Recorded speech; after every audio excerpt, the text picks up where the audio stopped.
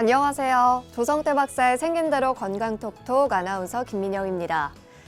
기상청보다 더 정확한 일기예보가 있다고 하는데 혹시 여러분도 아시나요? 네, 바로 할머니 일기예보라고 합니다. 무릎이 쑤시는 걸 보니 곧 비가 오겠구나 라는 할머니 말씀이 떨어지자마자 비가 오는 걸 경험한 적 저도 있거든요. 사람의 몸은 일정한 기압에 적응되어 있는데 날씨로 인한 기압이 우리 몸에도 영향을 미쳐서 흐린 날이면 무릎이나 관절에도 영향을 줄 수 있다고 합니다. 할머니들의 일기예보, 어느 정도 신빙성이 있는 것 같죠? 자, 생긴대로 건강톡톡 오늘 첫 번째 주제로 어린이 류마티스 양관절통에 대해서 알아볼 텐데요. 연세 지긋한 어르신도 아니고 어린이에게 오는 관절통, 그 증상과 원인이 궁금해집니다. 조성태 한의학 박사님 모셔서 자세히 알아보도록 하겠습니다. 박사님 어서 오세요.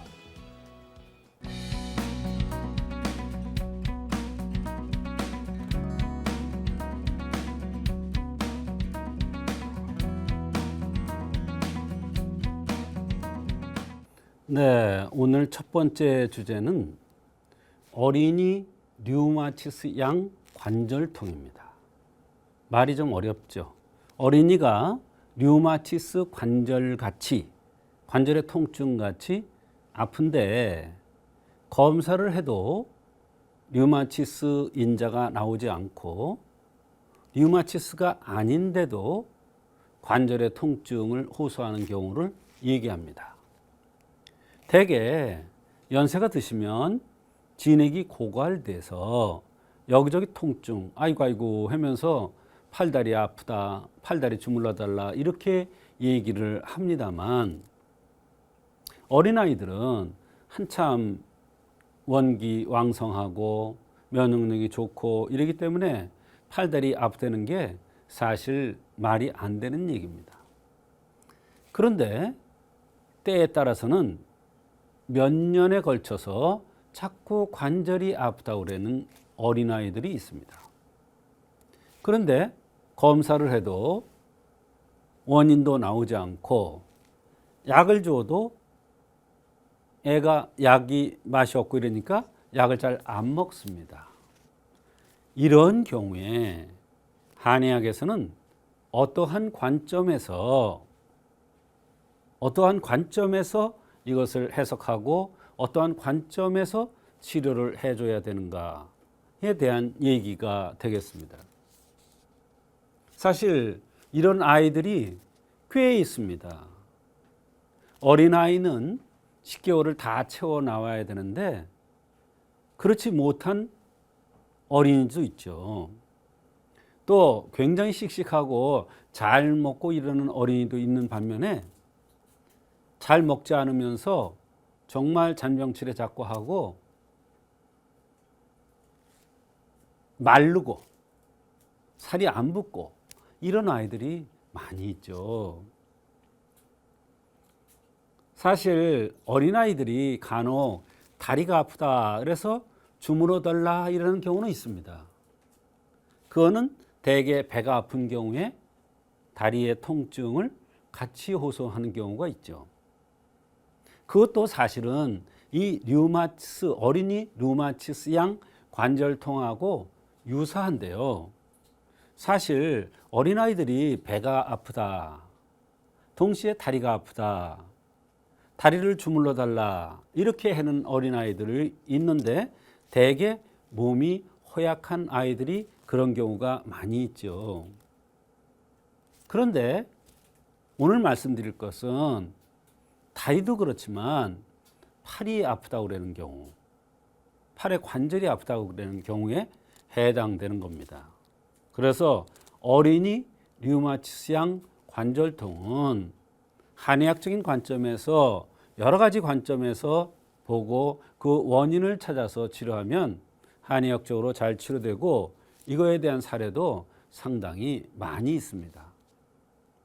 사실 관절에 통증이 있으면 류마티스냐, 그렇지 않으면 무슨 일반 관절의 통증이나 염증이냐 이런 것으로 생각해서 그런 약들을 투여하죠. 사실은 그런 약들은 임시 진통제 정도밖에 되지를 않습니다. 그러나 한의학에서는 그 원인을 찾아서 치료하면 얼마든지 원인적인 치료가 되고 치료가 다 끝난 다음에도 재발되지 않는 것이 특징입니다. 네, 어린이 류마티스형 관절통은 어린이 관절의 통증은 여러 가지 원인이 있을 수가 있는데 그 관절에 통증이 있을 경우에 여러 가지 검사를 해도 원인이 파악이 안 되는 경우가 많이 있습니다. 왜 그러냐면 어린이 관절의 통증은 대개 몸이 허약해서 나타나는 호통일 가능성이 많기 때문에 그렇습니다. 물론 어른도 몸이 허약해서 통증이 오는 경우가 굉장히 많죠. 스트레스에서 오는 경우도 있지만 어린이 경우, 어른은 스트레스에서 많이 와요, 관절통이. 그때 통증은 자통이라고 해서 찌르듯이 아픕니다. 그런데 어린이 관절의 통증은 은근히 아프기 때문에 참을 수 없이 은근히 아프기 때문에 아이들이 꾀병하는 것 같습니다. 그런데 또 검사를 해도 원인이 파악이 안 되니까 정말 곤란한 거예요. 그럴 경우에 어떻게 일반적으로 진통제 쓰지요. 그런데 아이들이 사실은 자기한테 맞지 않는 약들은 안 받아 먹으려고 합니다. 류마티스는 아닌데 계속해서 통증을 호소합니다. 관절이 아플 경우에 현대의학에서는 류마티스 쪽을 많이 생각을 합니다. 그런데 검사를 해도 류마티스의 인자가 안 나오니까 사실 치료가 상당히 어렵고 용이한 게 아닙니다. 그것을 바로 류마티스형 관절통이라고 그러는데 이런 것들이 어른보다 어린아이에 대한 관점에서 오늘은 말씀을 드리는 것입니다. 이렇게 류마티스형 관절통은 어른도 많아요. 근데 성인들은 해석이 달라요. 성인 중에서도요, 남성이냐 여성이냐, 결혼했느냐 안 했느냐, 술을 드냐 안 드냐, 이런 거에 따라서 다 달라져요. 그런데 오늘은 류마티스형 관절통 중에서 어린이 류마티스형 관절통에 대한 그 범위만 말씀드리는 겁니다. 어린이 류마티스형 관절통은 한의학적으로 보면 혈이 영화를 누리지 못해서 이렇게 얘기했어요. 이게 무슨 얘기냐?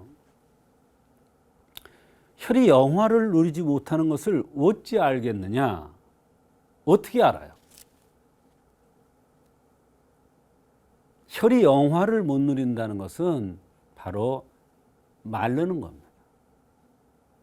말라요, 사람이. 살이 안 쪄요. 너무 말라요. 그리고 피부가 거칠어요. 특히 혈이 영화를 누려서 관절에 통증이 오는 경우에는 낮에보다 밤에 통증을 호소하는 경우가 많이 있습니다.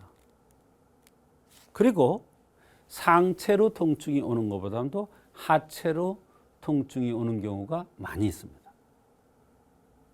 그런데 예외가 있습니다. 입술이 마르고 머리카락이 영화를 못 누려. 머리카락이 너무 작단 말이야, 숱이. 그리고 머리카락이 가늘어. 이런 경우에는 혈이 영화를 누리지 못해서 어린이 류마티스형 관절 통증이 올 수가 있다. 눈은 혈을 받아야 볼 수가 있고, 귀는 혈을 받아야 들을 수가 있고, 입은 혈을 받아야 맛을 알고 먹을 수가 있고, 피부는 혈을 받아야 피부가 색깔이 좋고 탈색이 안 되죠. 피부 탈색되는 게 뭐예요? 백납증 같은 거예요. 그게 혈이 영화를 못 누려서 그런 거예요. 관절은 혈이 영화를 누려야, 혈을 제대로 받아야 관절이 제대로 역할을 하고 통증이 안 나타나는 것입니다. 허리도 마찬가지입니다. 혀를 받아야 허리가 안 아프고 제 역할을 할 수가 있고 정상적으로 운행되는 겁니다. 그런데 혈이 영화를 누리지 못하면 바로 어린이 류마티스형 관절통이 생길 수가 있는 것입니다. 그런 아이들 보면 대개 바짝 말랐어요. 잘 먹는데도 말랐어요. 또 안 먹어서 마른 경우도 있어요. 입술을 보면 입술이 건조합니다. 피부를 보면 피부가 건조합니다. 윤기가 없어요. 애들 피부 같지가 않아요. 어른 피부, 연세가 많이 드신 사람의 피부 같아요.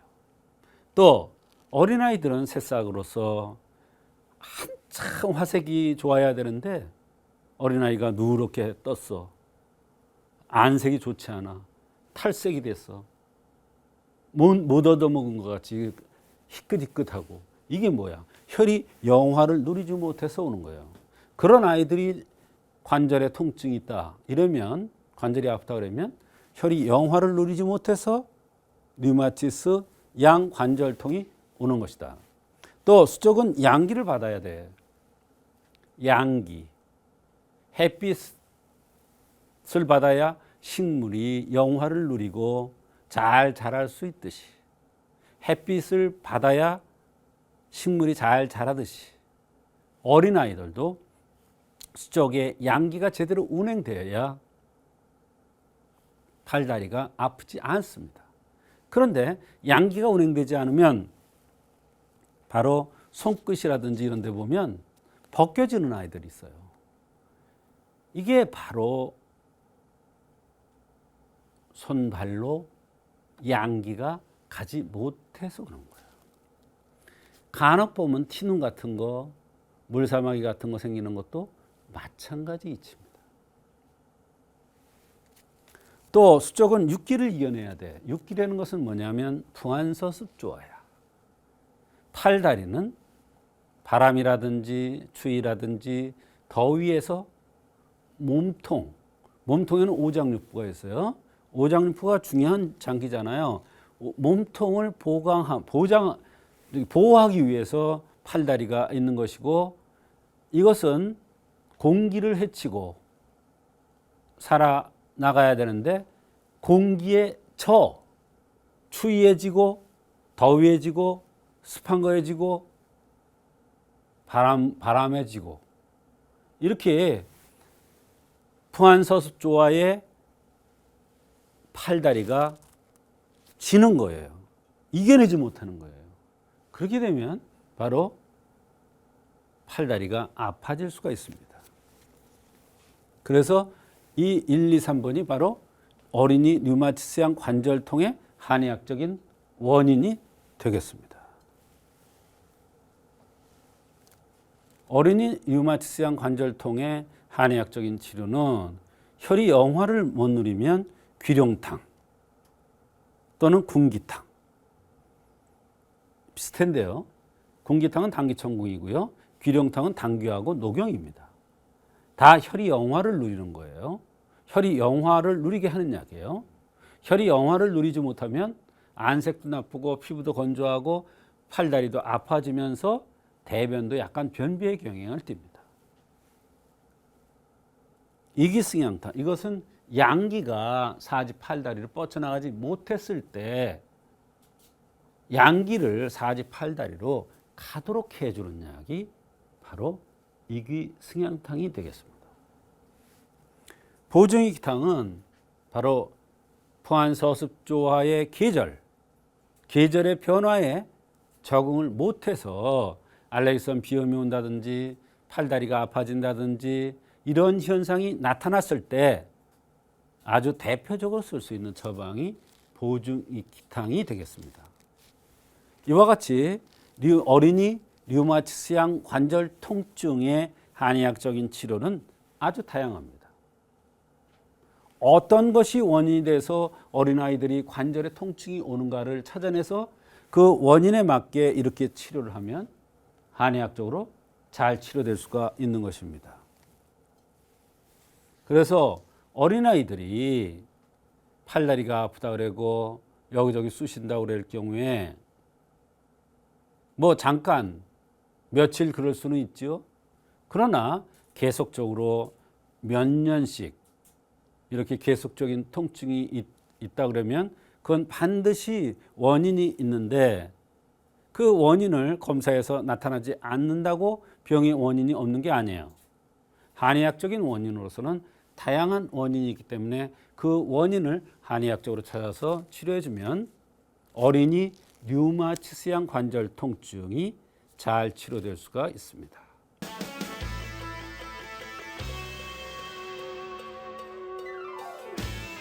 오늘 첫 번째 순서 어린이 류마티스 양관절염이라는 주제로 함께하고 있습니다. 연세가 지긋한 어른이 아니라 어린이에게 찾아오는 류마티스 관절염.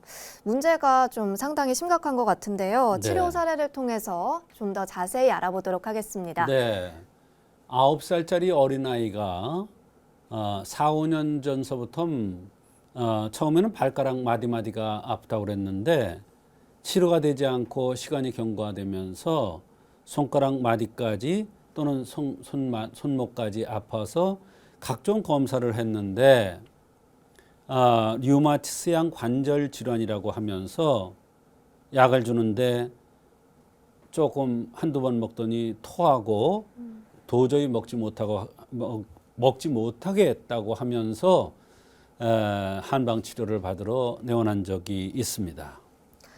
네, 부모님께서 정말 걱정이 많으셨을 것 같은데요. 박사님, 어린이를 진료할 때는 생긴 대로 병이 온다는 관점에서 관찰이 중요하다고 하셨잖아요. 그렇습니다. 이 어린이의 체질 어땠나요? 네, 어린이의 경우에는 물론 이제 어르신들의 경우에도 병원 진단할 때 가장 중요한 것은 생긴 모습인데 특히 어린아이들은 선천병이 많기 때문에 생긴 대로 병이 온다는 차원에서의 관찰이 굉장히 중요합니다. 이 어린이는 살이 찌지 않은 마른 체질입니다. 너무 말랐다는 것은 혈이 영화를 누리지 못하고 있다는 것을 암시해주고 있고 그런데다 더군다나 안색이 좋지 않았습니다. 입술이 마르고 트고 이런 현상이 뚜렷하게 보였습니다. 안색이 좋지 않고 입이 마르면서 이러한 현상들은 한의학적으로 병의 원인을 진단할 때 굉장히 중요한 단서가 되는 것입니다. 네, 살이 찌지 않는 어린이 어떤 원리로 치료를 해주셨나요? 네, 아이들은 큰 병이 있질 않습니다. 자라나면서 여러 가지 증상들이 나타날 수 있습니다만 어린아이들의 경우에는 흠을 보완해서 안색이 좋아지고 입술이 촉촉해지는 것이 바로 병을 없애는 중요한 포인트가 되는데요.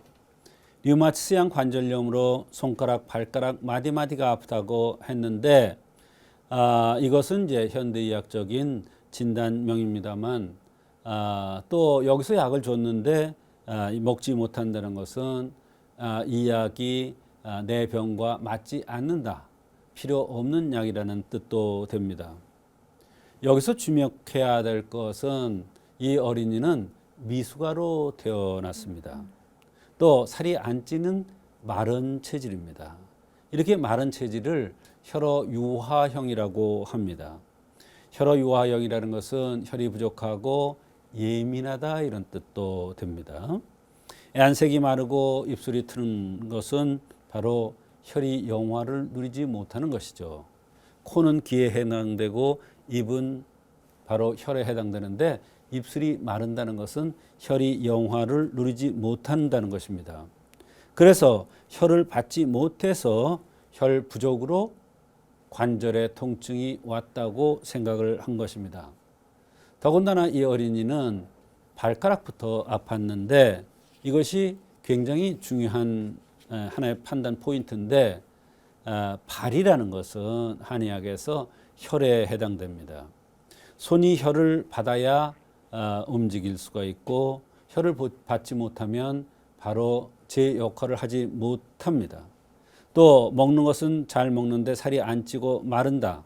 또 팔다리도 마른다는 이런 점들도 바로 혀를 받지 못한다는 것을 얘기합니다. 즉 나무 가지가 마르는 듯 사지가 마르는 것이죠. 미숙아로 태어날 때부터 약하게 태어난 것이고 혀를 받아야 하는데 혀를 받지 못하니까 바로 발가락도 아팠고 손가락도 아팠던 것입니다. 네, 혈이 부족한 이 어린이, 박사님께서 어떤 처방을 내리셨나요? 네, 혈이 영화를 누리게 하기 위해서 감히 군기탕이라는 처방을 해줬습니다. 그런데 어린아이가 다행스럽게도 이 약은 맛있다고 그러면서 잘 먹더니 어느 날부터인지 모르지만 나도 모르게 아픈 통증이 슬금슬금 없어졌다고, 아프다는 소리를 안 한다고 너무 기뻐하는 것입니다. 더군다나 안색도 굉장히 좋아졌고 입술이 마르던 것도 촉촉해지면서 키도 부쩍 컸다고 고마운 적이 있습니다. 이 약에는 진통제가 들어있지 않는데도 관절의 통증이 없어졌고 그것은 바로 혈이 영화를 누리니까 아팠던 것이 없어졌던 것입니다. 네, 참 신기합니다. 혈이 영화를 누린다는 게 이렇게나 중요한 거군요. 그렇습니다. 한의사에 보면은 혈이 영이 되는 경우라는 그런 제목이 나오는데 바로 눈이 혈을 받아야 볼 수가 있고 귀가 혈을 받아야 들을 수가 있고 손가락이 혈을 받아야 제 역할을 하고 통증이 없으며 발가락도 혈을 받아야 걸을 수가 있는 것입니다. 말하자면 이 어린이가 미숙아로 태어나서부터 병이 시작되었고 이것이 가장 큰 원인입니다. 그런데 자라면서 혀를 보충해주는 생활을 하지 못하였으므로 발가락 마디마디가 아팠고 손가락 마디까지 아팠으며 바로 류마티스형 관절염이라는 그러한 병명까지 얻었었는데 다행스럽게도 한방치료를 받고 좋은 결과가 있어서 통증이 없어졌던 것입니다.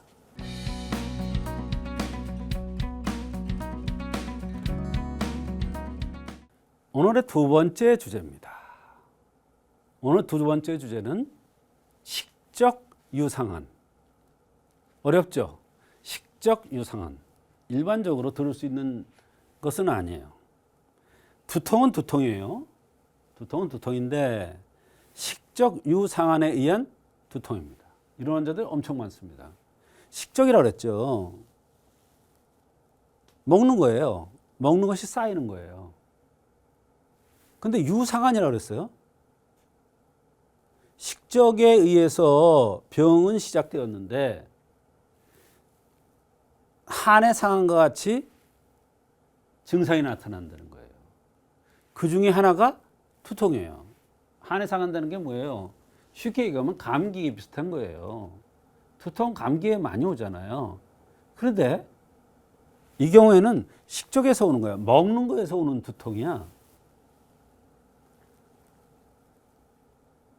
우리가 두통 그러면 일반적으로 스트레스에 의해서 두통이 많이 오죠. 감기에서도 두통이 많이 오죠. 그런데 먹는 것과 관련된 식적에 의해서도 두통이 오더라. 그게 식적 유상한이라는 이 병이 이게 내상에 나오는 거야. 내상. 내상이라는 건 뭐야? 먹고 마시고 이런 거에서 오는 병들이다 이런 얘기예요. 근데 그 중에 두통이 있더라 이런 얘기예요. 식적 유상한이란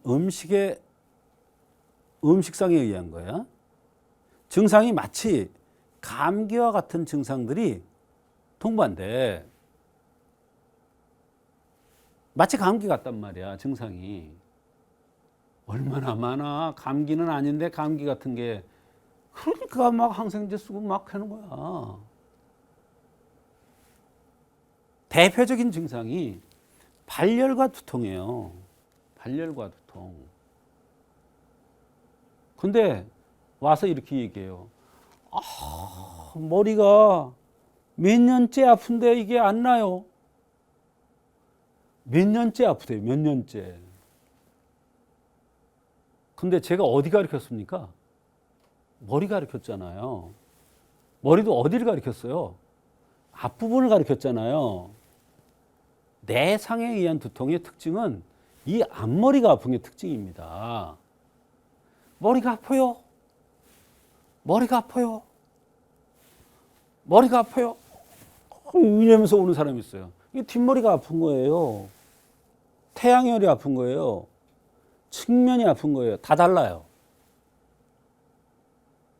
그런데 식적 유상환에 의한 발열과 두통에 의한 식적 유상환에 의한 두통은 특징이 앞머리 쪽으로 아픈 게 특징이다.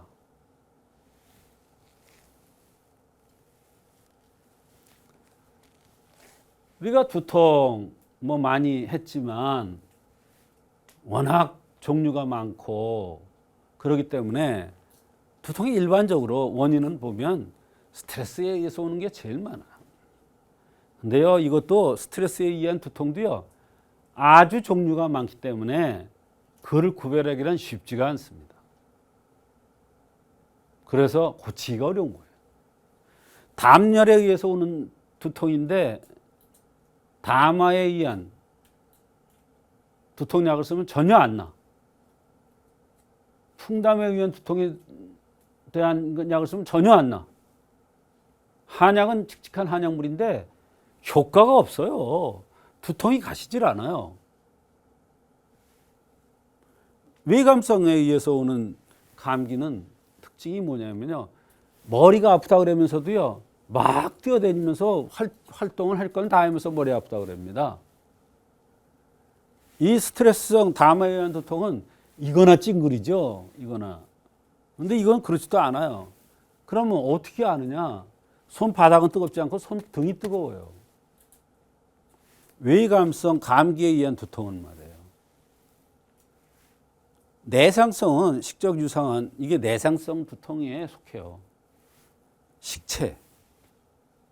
근데 식적 유상한에 의한 두통과 식체에 의한 내상성이라도 이거는 달라. 또 치료가. 그래, 어려운 거야. 병 치료하기가 쉽지 않아요. 아니, 그거 어디 하나 아프다 그러는데요, 그걸 뭐 10년씩이나 진통제를 쓰고 있어요. 특수 진통제를. 근데도 안 나. 이게 왜 그러냐? 정확한 원인이 찾아지질 않아서 그래요. 그럼 정확한 원인은 어떻게 찾느냐? 바로 생긴 대로 병이 온다는 차원에서 찾는 게 가장 정확해요. 호랑이한테 토끼병이 올까요? 안 와요. 호랑이한테는 언제나 호랑이병이 오게 돼 있어요. 잘 먹게 입술이 투박하게 생긴 사람은 언제나 잘 먹는 거에서 병이 와요. 잘 먹는 게 뭐야? 내상성이야. 두통의 진단은, 병을 진단 시에 가장 크게 구별하는 것은 이게 내상에 의한 것인가 외감에 의한 것인가를 구별하는 것이 가장 중요해요. 그런데 내상에 의한 두통은 특징이 축축 처져. 아니, 있다 없다 해. 외감에 의한 두통은 항상 있어. 항상 아파. 이거는요, 내상에 의한 두통은 두통이 왔다 안 왔다 그래. 어떤 때는 아팠다가 안 아팠다 그런다 이런 뜻이야. 근데요, 두통의 진단 시에 기운이 없고 있고를 가지고 내상 외감을 구별하는데, 내상에 의한 것은요, 정신이 흐리멍텅하면서 기운이 축 처지면서 머리가 아파. 기력이 약하고. 외감은 병은 알아도 머리가 아파. 근데도 활동은 다 해. 머리가 아프다 그러면서 활동은 다 해.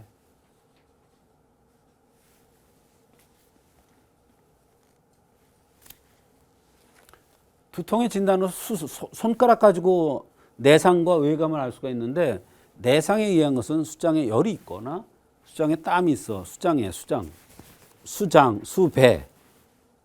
손바닥에 열이 나거나 땀이 난다 이런 얘기예요. 또 땀이 난다. 그런데 외감은 손등에 열이 나요. 손등에 열이 난단 말이에요. 내상은 손바닥에 열이 난단 말이에요. 그러면서 여기에 땀이 난다. 간단한 것도 구별 안 해요. 이거 구별 안 하면요, 두통 못 고쳐요.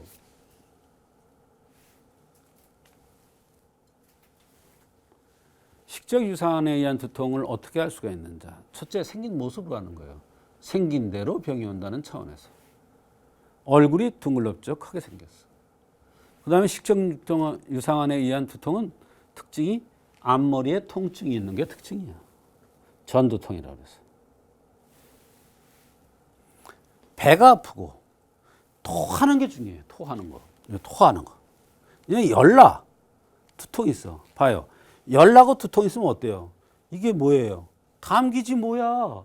근데 토하기 때문에 이거는 내상이야. 배가 아프고 토하기 때문에 열나고 두통이 있더라도 식적에 의한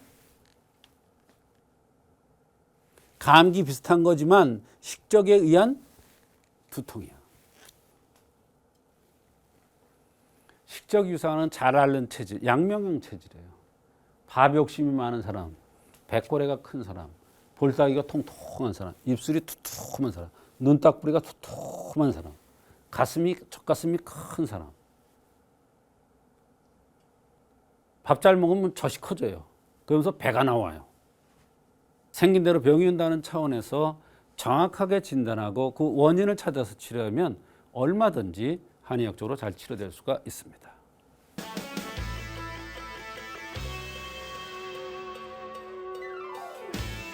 오늘 박사님의 두 번째 강의는 식적 유상안에 의한 두통입니다. 두통은 두통인데 식적 유상안에 의한 두통. 조금 어렵게 느껴지는데요. 치료 사례를 통해 좀 더 자세히 알아보도록 하겠습니다. 네, 말씀하신 대로 식적 유상안에 의한 두통, 쉬운 얘기가 아닙니다. 그러나 하나하나 풀어보면 이런 환자들이 굉장히 많겠구나, 이런 것을 알 수가 있을 텐데요. 먹는 것에 의해서 두통이 온 겁니다. 근데 증상이 마치 감기 비슷한 그런 증상과 동반되는 두통이 온다, 이런 얘기예요. 한 번은 30대 여성이 두통이 너무 심해서 며칠 동안 고생을 하고 또 몇 날을 고생을 하고 오랫동안 고생을 하는데 치료가 되지를 않는다는 것입니다. 조금 누우면 괜찮은데 바로 일어나면 숨을 못 쉴 것 같은 이러한 숨찬 증상도 나타났고, 감기, 피로감, 허리에 통증이 동반되고, 원래 두통이 있을 때는 타이레놀 같은 약을 쓰는데 그 약 기운이 있을 때만 조금 덜해지는 듯하다고 했습니다. 지난주에는 내내 두통이 와서 고생을 몹시 했다고 그랬고, 정수리가 아프면서 눈도 못 뜰 지경이라고 했습니다. 여기서 눈도 못 뜰 지경이라는 것이 중요한데, 눈은 전기의 메모리도 되고 눈병은 화도 되지만 눈병이 비위에서 온다는 것이 굉장히 중요합니다. 일어서면 힘이 들어서 누워서 밥을 먹고, 말하자면 두통이 오면서 바로 힘이 없는 것입니다. 으슬으슬 추울 때가 있고, 사무실 에어컨을 쐬면 추웠다 더웠다 아주 요동을 친다고 했습니다. 원래 위가 약하고 배고픔은 참지 못하면서 폭식을 하는 그러한 경향이 있었습니다. 그래서 식적 유상안에 의한 두통이라고 생각되어서 도시 평이산이라는 것을 투여했는데 상당히 좋은 효과가 있었습니다. 네, 박사님 궁금한 게요. 이 도시평위산이라는 한약이 두통 치료약인가요? 네, 평위산. 근데 도시평위산이에요. 평위산 그러니까 위장에 대한 약이겠구나, 이렇게 일반적으로는 생각하죠. 맞습니다. 평위산은 위장을 치료하는 약인데 평위산과 도시평위산은 조금 다릅니다. 도시평위산은 바로 식적 유상안에 대한 약이지 사실은 두통약은 아닙니다만 식적 유상안을 치료해 줬더니 두통이 좋아진 것입니다. 네, 도시평위산을 복용한 이 환자, 그 밖에 불편한 증상들은 없었나요? 네, 도시평위산 한제 복용 후에 컨디션이 굉장히 좋아졌다고 했습니다. 으슬거림이 좋아졌고 그러나 소화는 많이 좋아졌으나 아직도 소화가 덜 되고 머리 아픈 것, 눈 아픈 것이 많이 가라앉았다고 했습니다. 땀이 엄청 많이 나면서 특히 밥을 먹을 때 땀이 많이 나고 기운은 괜찮고 대변은 2일에 한 번 정도 힘들지 않게 잘 보면서 흰색 냉이 있고 생리전에 붉은색으로 나오고 컨디션이 좀 안 좋으면 다리에 부종이 생긴다고 그랬고 갈증이 나고 배에 가스가 차고 붓는 증상 또 작년에 외국에서 왔는데 외국에서 온 이후로 생리가 불규칙했는데 이제는 규칙적이 되었다고 했습니다. 네, 다양한 증상들이 정말 많이 좋아진 것 같습니다. 식적 유상안에 의한 두통이라는 박사님의 진단이 올바른 판단이었던 것 같은데요. 그 후는 어땠나요? 네, 한제를 복용하고 나서 굉장히 많이 좋아져서 같은 도시 보중이 기탕을 한제 더 투여한 후에는 컨디션이 매우 좋아졌고 소화도 잘 되면서 머리가 아픈 빈도가 거의 없어졌다고 했습니다. 이제는 밥 먹을 때 땀도 덜 난다고 했는데 사실 밥 먹을 때 땀이 많이 난다는 것은 병이 위장병에 의해서 온다는 위가 약해서 온 소화기계통과 연관돼서 온다는 것을 얘기해 줍니다. 또 약을 먹은 후에 피부가 상당히 좋아졌는데 이 피부가 좋아졌다는 것은 바로 한약을 올바로 써서 화색이 좋아졌고 화색이 돈다는 것입니다. 그런데 이분은 너무 살이 찐다고 호소하셔서 그 뒤에 세 번째 약으로서는 살을 빼주고 식욕을 억제해주는 가미 육군자탕이라는 것을 투여했는데 상당히 좋은 효과가 있었습니다. 이 가미 육군자탕은 사실은 식욕을 조절해서 체중을 감소시켜 주는데 아주 명약이면서 식골증이라고 해서 밥 먹고 나서 졸립다가 또는 배가 아프다가 갑자기 쓰러지는 식골증에 좋은 약입니다만 이 약이 때로는 식욕을 줄여주고 몸을 날씬하게 해주는 그런 역할을 하는 그런 약이기도 합니다. 오늘도 좋은 말씀 해주신 조성태 한의학 박사님과 인사 나누겠습니다. 박사님 고맙습니다. 조성태 박사의 생긴 대로 건강톡톡. 오늘은 어린이 류마티스 양관절염과 식적 유상안에 의한 두통, 이 두 가지 주제로 함께했습니다. 100세 건강을 위한 여러분의 확실한 선택, 생긴 대로 건강톡톡은 다음 주 더 알찬 내용으로 찾아뵙도록 하겠습니다. 함께해 주신 여러분 고맙습니다. 고생하셨습니다.